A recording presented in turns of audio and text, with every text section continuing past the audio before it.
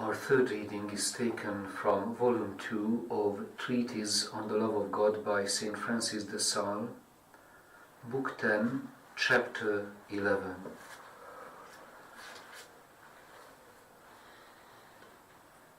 How pleasing,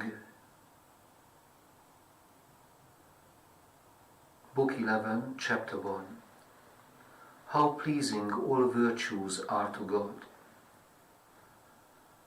By its very nature, virtue is so pleasing that God esteems it wherever he sees it. Although the pagans were enemies of his divine majesty, they sometimes practiced certain human social virtues, the character of which was not above the powers of the rational soul. Theothemus. You can conceive what a small thing that was. Although such virtues made a great show, actually they were of little value because of the low intention of those who practiced them. They strove for scarcely anything else but honor, as St. Augustine says, or for some other very slight ambition, such as the advancement of civil society, or for some small inclination they had for good. As long as this inclination met no great obstacle, it carried them forward to certain slight acts of virtue, such as, for example, to be courteous to one another, to help their friends, to live temperately,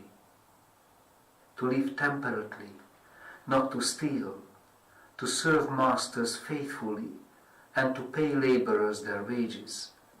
Nonetheless, although this was very slender and accompanied by many imperfections, God approved of it among those poor people and generously rewarded them for it. The midwives whom Pharaoh commanded to kill all the male children of the Israelites were undoubtedly Egyptians and pagans, for when they defended themselves for not carrying out the king's will, they said, "The Hebrew women are not like the Egyptian women, for they themselves know the art of delivering children and give birth before we come to them."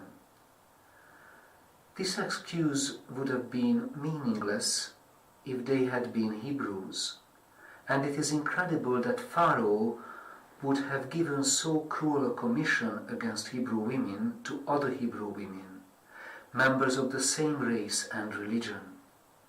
Moreover, Josephus Flavius testifies to the fact that they were Egyptians and pagans, as they all were. They feared to offend God by such barbarous and unnatural cruelty as the massacre of so many little children would have been. So pleased was God's mercy with this, that he built them houses, that is, he made them fruitful in children and in temporal goods.